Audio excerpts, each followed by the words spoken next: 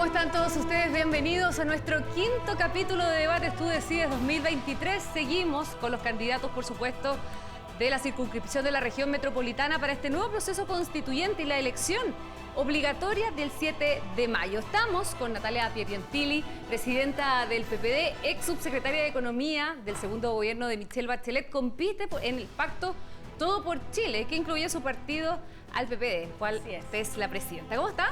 Bien, muchas gracias por la invitación. Gracias también, Natalia. Y estamos con Luis Alejandro Silva, abogado, doctor en Derecho y profesor de Derecho Constitucional. Durante 19 años compite por el Partido Republicano de Chile. ¿Cómo está? Muy bien, Cristina, muchas gracias. Muchas gracias a los dos por estar presentes en este debate. A ver, esta semana y probablemente durante el último tiempo la agenda ha estado marcada por los temas de seguridad. Sin duda, el asesinato de la sargento Olivares agilizó también la tramitación de distintos proyectos de seguridad. Y está todo muy entrampado bajo el concepto de la legítima defensa privilegiada de Carabineros. Me gustaría saber cuál es la opinión que tienen respecto de esto. Natalia, si es que acaso hay que acotarlo, como lo ha dicho el gobierno, a solamente cuando está en riesgo la vida del carabinero, o dejarla de las tres circunstancias descritas también en la ley que aprobó la Cámara de Diputados. Bueno, Titi, yo le quiero decir que creo que hay que dar una señal contundente, clara respecto de cómo se prioriza el tema de la seguridad. Creo además que tiene que ser una seguridad sin complejos y en ese sentido creo que como está planteada la ley le podemos hacer adecuaciones que mejoren o podemos hacer una bajada de los reglamentos que sean más claros para que los procedimientos estén mejor normados. Pero creo que la señal de legítima defensa privilegiada es buena para la ciudadanía y es buena para enfrentar la delincuencia. ¿No se casa entonces con la tesis del gatillo fácil? No me caso con la tesis del gatillo fácil. ¿Qué le parece a usted esa discusión que se dio también en el gobierno? La discusión de que se le iba a dotar a Carabineros de una suerte de gatillo fácil, básicamente que iban a ser un poco irresponsables a la hora de manejar el armamento. Bueno, simplemente denota cuáles son las preferencias, las posturas del gobierno en materia de seguridad. Definitivamente ellos prefieren, desde el gobierno, trasladarle el riesgo de una acción a la policía, a Carabinero, antes que trasladárselo al sospechoso o al eventual delincuente. Aquí hay un problema muy claro. Si tú tratas al funcionario policial como si fuera un ciudadano común y corriente, las reglas de la legítima defensa corren para él como corren para cualquier otro ciudadano. Si él tiene funciones especiales de garantizar el orden público, es evidente que tiene que estar beneficiado por un estatuto que le dé garantía frente al delincuente. Y ese estatuto es precisamente lo que se está promocionando ahora. A mí me gustaría señalar que existe un artículo en la Ley Orgánica de las Policías de Investigación, el artículo 23 bis, que consagra precisamente lo que hoy día se quiere instaurar en la ley Naín Retamal. Es decir, esta suerte de presunción del legítimo uso del arma de fuego por parte del funcionario, en este caso es Policía de Investigaciones, pero en la práctica se está pidiendo lo mismo para Carabineros. Yo no entiendo por qué el gobierno se opone. Alegan impunidad, la ONU lo ha dicho. Ahora, también desde el Partido Comunista han dicho que van a hacer todo lo posible para evitar que esta ley se apruebe. De hecho, han dicho que quieren recurrir incluso al Tribunal Constitucional, instancia bastante cuestionada también en su momento por el Partido Comunista. Mira, del Partido Comunista no me extraña absolutamente nada. Ellos nunca han querido Carabineros, siempre han visto en el uso de la fuerza para el control del orden público un mecanismo del Estado opresor. Podrán usar otro lenguaje, pero definitivamente en la esencia del comunismo está esta visión de las fuerzas institucionales del orden público. Natalia, ¿cómo ve la discusión del Partido Comunista y básicamente la discusión que se ha instalado también muy fuertemente en el socialismo democrático? Hubo mucha molestia del Partido Socialista porque hubo respaldo de ese sector del socialismo democrático al proyecto en la Cámara de Diputados y luego de eso, bueno, sale el concepto del gatillo fácil, aparece el Partido Comunista hablando de contradicciones y anunciando que van a hacer todo lo posible por rechazarlo. ¿Cómo ve ese debate y una nueva fricción dentro del oficialismo? Yo insisto que nuestro sector no va a claudicar a la idea de la seguridad sin complejo. Y yo quiero ser muy enfática en esto. ¿Cómo no vamos a poder desmarcarnos o desenvainar algunos aspectos de rigidez ideológica que no nos permiten ponernos de acuerdo en temas como seguridad, como pensiones, como salud? Mi sector cree en una mirada ideológica, por cierto, pero no en la rigidez ideológica que nos tiene donde nos tiene. Por eso queremos una mirada de construcción, de diálogo y, por cierto, una señal clara respecto de seguridad a la ciudadanía. Porque además, Titi, es importante señalar que nosotros creemos en el apego irrestricto a los derechos humanos. Y eso no es incompatible con una policía que pueda hacer su trabajo. Natalia, ¿qué le pareció el hecho que la ministra Toá y el ministro Cordero se hayan retirado de la Comisión de Seguridad? Bueno, creo que eso obedeció también a un momentum de la discusión en que efectivamente no estaban teniendo receptividad, pero hoy día ya están conversando de nuevo, así que yo no le daría más importancia. Creo que el Ejecutivo es colegislador en esta materia y que la disposición de la ministra Toá está en el diálogo. Perfecto. Demos vuelta a la página con este tema, hablemos un poquito de lo que está pasando con el comité de expertos. Ya están las primeras normas, de hecho ya se han aprobado varias por unanimidad. ¿Qué les parece a primera vista lo que se ha conocido? Son más de 160 páginas, pero varios principios ya constitucionales que se ajustan bastante también a las 12 bases constitucionales. ¿Qué le parece a usted? Mira, yo tengo varias observaciones positivas respecto al trabajo del comité de expertos hasta ahora. En primer lugar, el ethos, el espíritu que han observado desde el día 1. ¿No? La forma en cómo se presentaron vestidos, el respeto al himno nacional, el trato que han mostrado entre ellos, la celeridad con que han actuado y llegado a consensos. Segundo, celebro algunos de los consensos a los que han llegado, particularmente la servicialidad del Estado, la familia como núcleo fundamental de la sociedad y varios de los derechos que conozco que ya han sido consagrados. Tercero, me gusta la idea que espero que cuaje, quizás forzado un poco por el tiempo y no tanto por la voluntad de los que participan ahí, pero es que quede una constitución de mínimos. Ellos han hablado, ¿no es cierto?, de la necesidad de ponerse de acuerdo en los mínimos y dejar las diferencias para las deliberaciones en el Pleno. A mí eso me gusta mucho. No tan maximalista quizás como fue el espíritu de la Convención Constitucional, eso es lo que han dicho. De hecho, aquí hay unos mínimos comunes, un pie de inicio muy consensuado, pero que eso no significa que haya cada uno renunciado a sus intereses. No, por supuesto. Además, yo creo que esto prueba el espíritu de aquellos que estuvimos en el acuerdo transversal para construir este nuevo proceso, de que los expertos iban a ser una línea base, un índice, que no iban a ser o no iban a tener el protagonismo que tienen que tener quienes son electos por la ciudadanía para abordar estos temas. Y creo que estos mínimos comunes dan un buen inicio y un pie efectivo de una buena conversación a la hora de cuando estén los consejeros electos. Ya, hablemos un poquito de las polémicas también que ha generado este comité de expertos, porque si bien trabajan en un muy buen espíritu, hay discusiones de fondo. Así y una es. de las discusiones que se ha instalado y que probablemente sea materia, si acaso ustedes llegan al Consejo, del Consejo Constitucional, va a ser el famoso capítulo de las Fuerzas Armadas, ¿no? Que no quedó establecido por parte de los expertos. De acuerdo a su visión, ¿debería haber un capítulo especial en las Fuerzas Armadas tal como ocurre ahora en la Constitución vigente? Yo prefiero que exista un capítulo dedicado especialmente a las Fuerzas Armadas, porque creo que denotan gráficamente con mucha mayor claridad el lugar que ocupan las Fuerzas Armadas en el engranaje constitucional, ¿no? El hecho de invisibilizar su función, incluyéndola, como se ha dicho en el capítulo de gobierno, creo que pasa a un segundo plano una función que es realmente esencial, y lo vimos con el estallido. Es decir, de no ser por las Fuerzas Armadas, simplemente el gobierno se hace inviable. ¿Es necesario un capítulo especial? Yo creo que es una anomalía que tenga un capítulo especial. Creo que las constituciones modernas, las cuales hemos mirado con harto interés, no lo tienen consagrado, pero eso no significa que el rol de las Fuerzas Armadas y de las Fuerzas de Orden Público y Seguridad no estén. Y creo que es bueno que estén en el capítulo de gobierno, porque finalmente eso no significa que no tengamos una Fuerza Armada o carabineros robustos, significa que simbólicamente también están sometidos al poder civil como corresponde. Luis Alejandro, usted votó rechazo, me imagino. Sí. ¿No? ¿Votó rechazo? En las dos veces. Las dos veces, Sí. O sea, ni siquiera para habilitar el proceso. No. Entonces, ¿por qué quiere participar de este proceso primero? Si nunca ha creído más bien en este proceso de una nueva constitución. Yo lo que nunca he creído es en el diagnóstico. El diagnóstico que se hizo semanas después del estallido de que la causa de todos los males que tenían a la gente en la calle era la Constitución. Yo nunca he creído en ese diagnóstico y por lo tanto nunca he podido aceptar la terapia que se nos propone, que es reemplazar esta Constitución. ¿Y por qué quiere otra. participar entonces del Porque tratamiento? Porque definitivamente creo que tengo que acompañar a Chile. Esto es como que una persona muy querida decidiera someterse a un tratamiento que creo que no es necesario, cuyo diagnóstico no comparto. Sin embargo, la quiero y quiero acompañarla en este proceso porque creo que va a ser mejor para ella conmigo al lado que conmigo al margen. Porque de hecho ustedes se restaron en los dos acuerdos, ¿no? Efectivamente, sí, no participamos del 15 de noviembre. Ni Ahí no, tampoco en este. No, ahí no estuvimos y en el del 12 de diciembre tampoco Ya, estuvimos. en base a ese diagnóstico y con la decisión ya de participar del tratamiento pese a que no le gusta, Sí. ¿rescataría algo del texto anterior, el de la convención, o cree que es un documento Del texto nada. arrojarlo a la No, basura? del texto nada.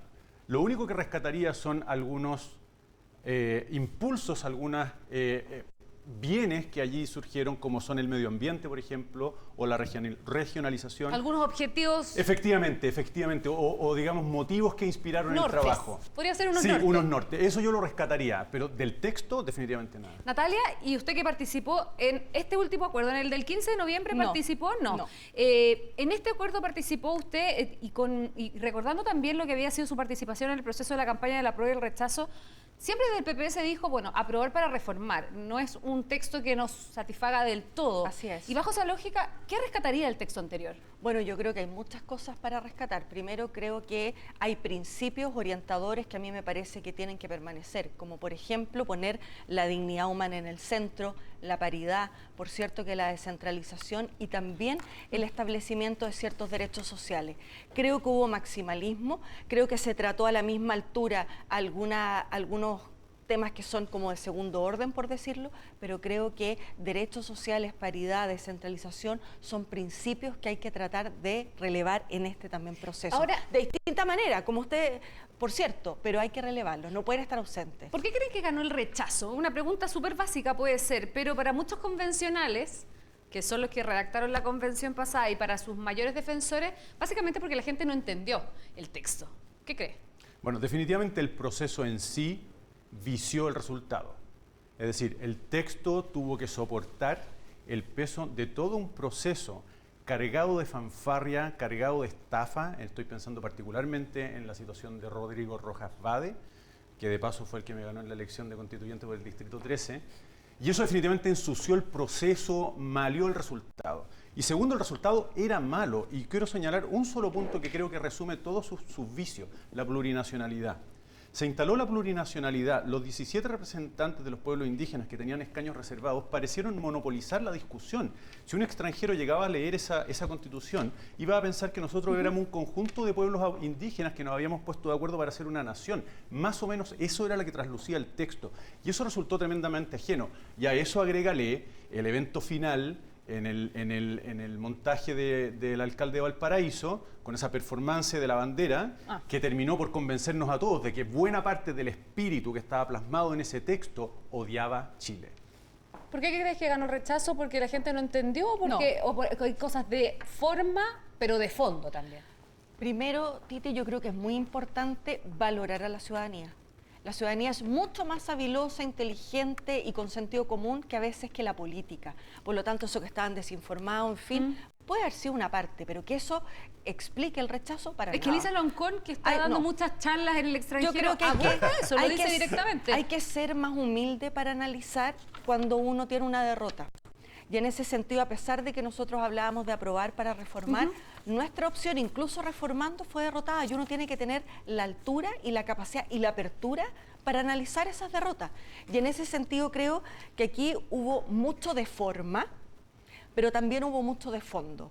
Porque finalmente una constitución no es un programa de gobierno, no iba a ser la manera de resolver todos nuestros problemas sociales, sí iba a generar una base, una estantería, un radier, pero no en la constitución poner temas de todo tipo, de cuanto hay, toda causa que iba dentro de la constitución, y creo que además, por cierto, hubo poco diálogo, mucho maximalismo, y creo que eso para la ciudadanía es complejo, porque Chile, a pesar de todo lo vapuleado que ha estado en el último tiempo la palabra acuerdo, es un país que se ha construido en base a los acuerdos. Hablemos un poquito de las otras batallas que hay dentro de la comisión de expertos y que si ustedes, insisto, llegan a estar en el Consejo Constitucional, probablemente también las vayan a tener. Y tiene que ver con el Estado Social Democrático de Derecho, muy famoso también, versus el Estado subsidiario.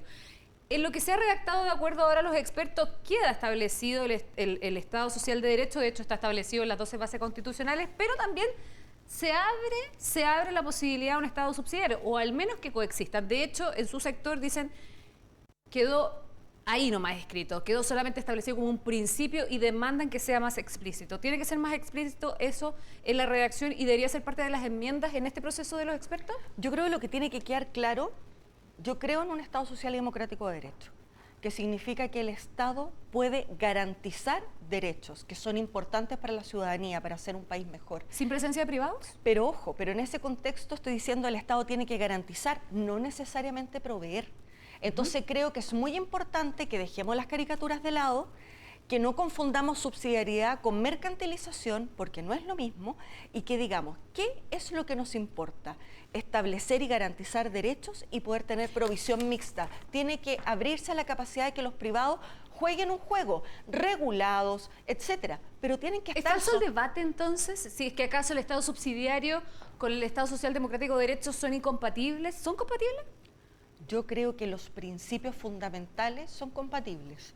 El punto es, ¿dónde pones tú el acento, Titi? Por lo que yo te digo, cuando hay rigidez ideológica, tú todo quieres que lo haga el Estado. Yo lo que quiero es que las personas sepan y tengan la certeza que tienen derechos garantizados. Y será el Estado básicamente quien sea el primo inter pares de esta garantización, pero que también puedan existir o cohabitar privados. ¿Por qué? Porque primero, porque el Estado no puede hacerlo todo, y segundo, porque tenemos que dejar de demonizar al sector privado, tenemos que ponerle reglas, y eso es distinto. Luis Alejandro, ¿qué opina usted? Porque en una de las normas de lo redactado, de las normas constitucionales por los expertos, dice, bueno, efectivamente, el Estado Social de Derecho, pero que promueve el desarrollo progresivo de los derechos sociales con sujeción al principio de responsabilidad fiscal y a través de instituciones estatales y privadas.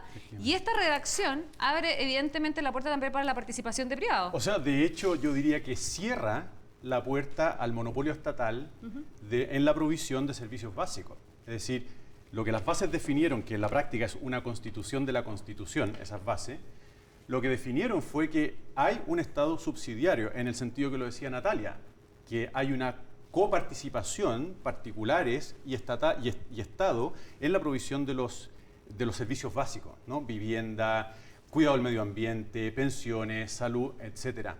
A nivel teórico, Estado subsidiario y Estado Social Democrático de Derecho obviamente pueden convivir. A nivel práctico, lo que ha pasado en Chile es que con la demonización del Estado subsidiario, reduciéndolo al al neoliberalismo, porque hay también una caricatura, terminaron por polarizar estas dos categorías. Y hoy día se entiende Estado Social y Democrático de Derecho como una definición donde el Estado tiene una participación muy robusta y activa. Hegemónica, además. Prácticamente, es decir, evidentemente hay gente que quiere la hegemonía del Estado en la salud, en las pensiones, etcétera, ¿no? Claramente no es el caso de Natalia, pero estuvieron presentes en la convención y van a estar presentes en el Consejo. Hay una cuestión que a mí me gusta siempre subrayarle a la gente porque creo que es muy útil para entender en qué consiste finalmente el Estado subsidiario. Cuando se alega en favor del Estado Social y Democrático de Derecho, argumentando que con el Estado subsidiario los particulares abusaron dando salud, los particulares abusaron dando educación, los particulares abusaron dando pensiones, se dice que el Estado debe reemplazar a los particulares para terminar con los abusos. La pregunta es, ¿el Estado nos protege de los abusos de los particulares? La pregunta es, si el Estado reemplaza, subroga a los particulares en la provisión de esos bienes y el Estado abusa, ¿quién nos protege del Estado?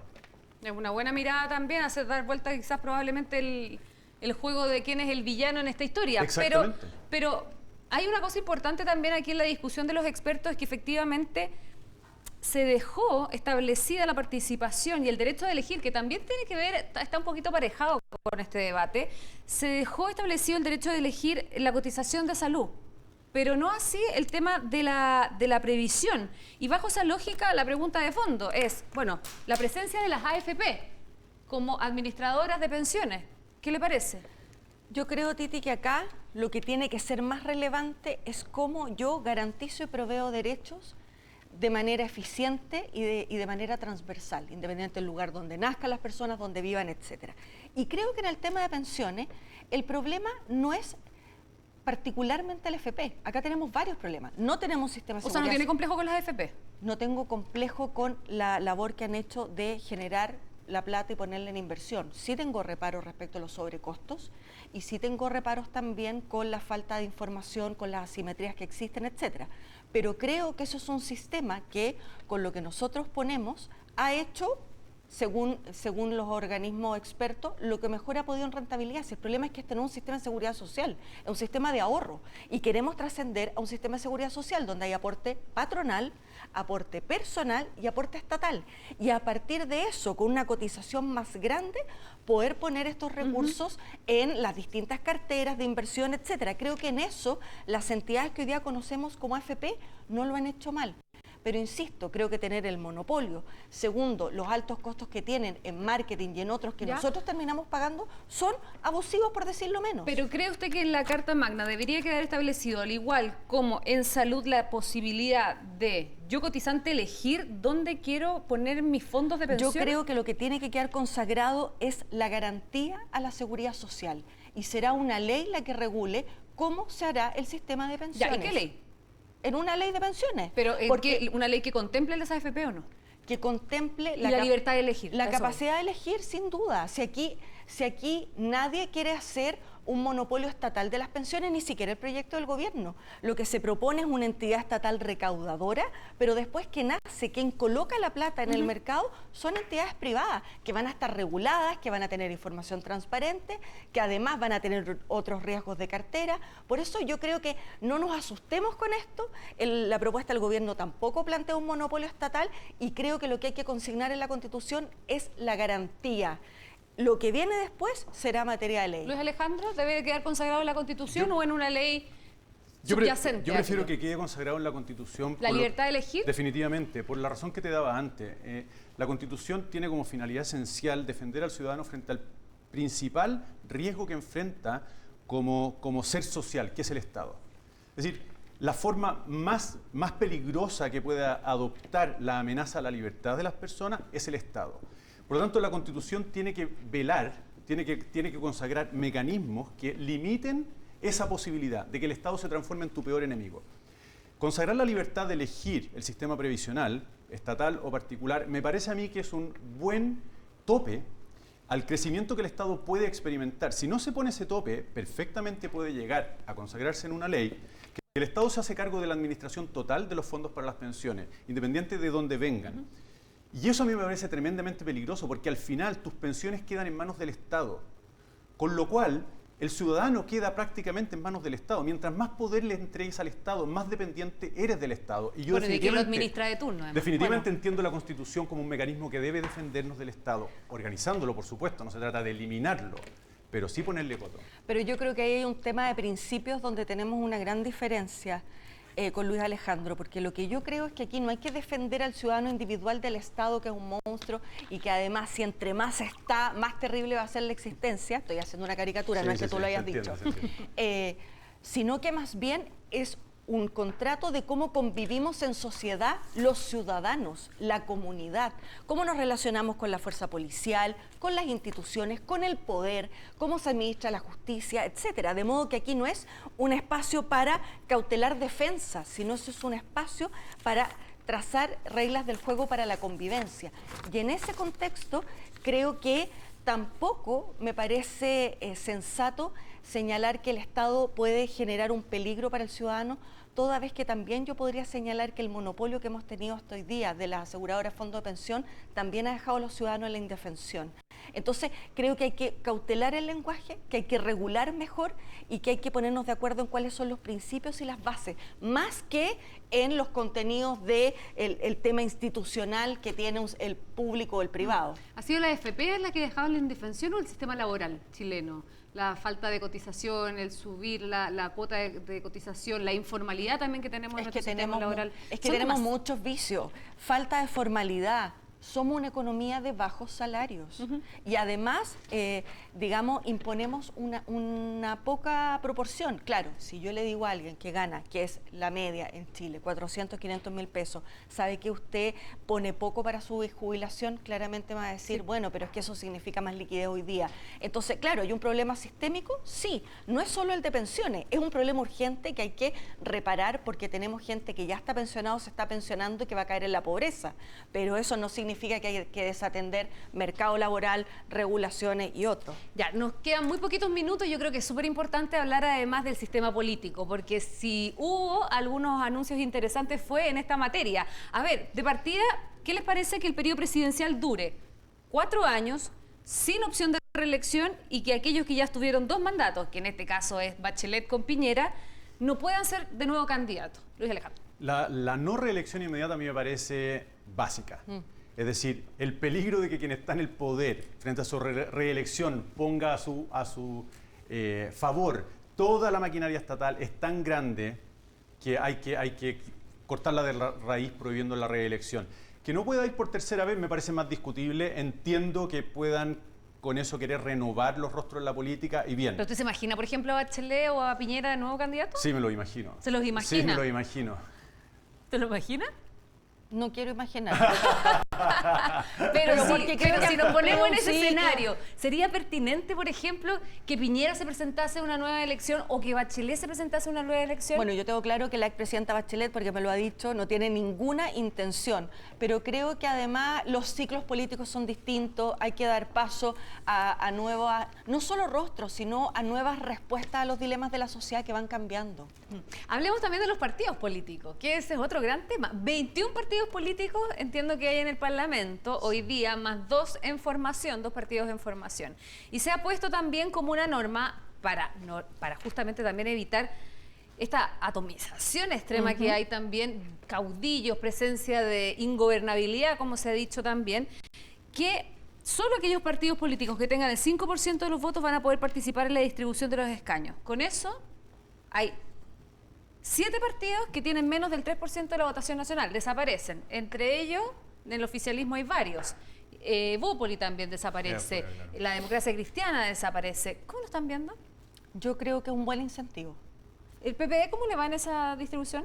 Lo que pasa es que eso es con voto voluntario, pero con ¿Ya? voto obligatorio, si hacemos la extrapolación, podríamos... Ya, confía en la supervivencia. Somos de los sobrevivientes. Sí. Pero yo creo, Titi, que aquí más allá de que yo sea presidenta de un partido, por cierto, y que cautelo cierta mirada, etcétera, creo que lo mejor para el sistema político chileno es dejarnos de los personalismos, dejarnos de los discolajes y tener personas al servicio de proyectos y que ojalá las personas, los ciudadanos voten por proyectos políticos más que por rostros y por cierto además que tengamos menos fragmentación, porque el día de mañana lo que yo espero es que si yo elijo un presidente o una presidenta en el sistema presidencial que tenemos, su programa, aunque tenga contrapeso, aunque tenga oposición dentro del Parlamento, pueda llevarse adelante. Si finalmente hoy día el sistema trabado que tenemos no da. No fue difícil con el presidente Piñera, está siendo difícil con el presidente Boric, entonces creo que tenemos que pasar a un sistema político serio, que trascienda y que ayude a el propósito, a votar por programa,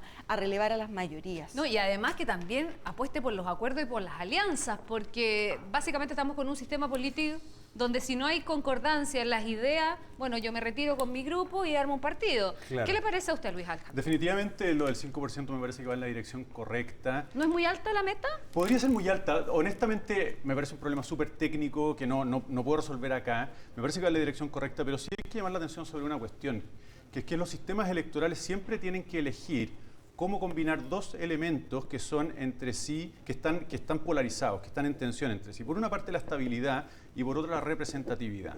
Tú no puedes tener un sistema electoral perfectamente representativo y perfectamente estable. Mientras más representativo, más inestable. Mientras más estable, menos representativo. El problema del binominal era la falta de representatividad. Su fortaleza, la estabilidad. Hoy día tenemos un nuevo sistema electoral con la reforma. Tenemos mucha mayor representatividad, 21 partidos como usted lo señalaba, pero alta inestabilidad. Y la inestabilidad es lo que provoca la falta de gobernabilidad.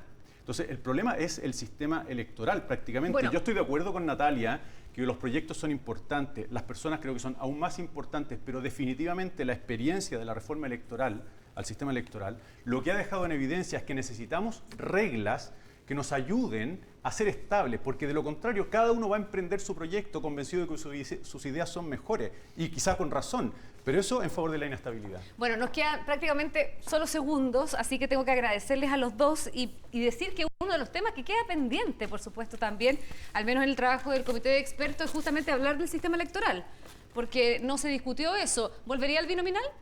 Yo lo estudiaría seriamente. No. ¿Natalia? Ya, con esas declaraciones entonces nos vamos a quedar. Agradecerle por supuesto a Natalia Pignatelli, presidenta del PPD, y Luis Alejandro Silva del Partido Republicano por haber participado con nosotros en este nuevo debate, en este proceso constituyente que de a poquito va calentando motores, como así decimos, porque el 7 de mayo todos nosotros vamos a tener que votar por el Consejo Constitucional, voto obligatorio, y por supuesto aquí en Canal 13 vamos a tener una amplísima cobertura. Muchas gracias por haber participado en este debate muy amable, y ustedes sigan en compañía de T13 en vivo. Que estén muy bien. Chao.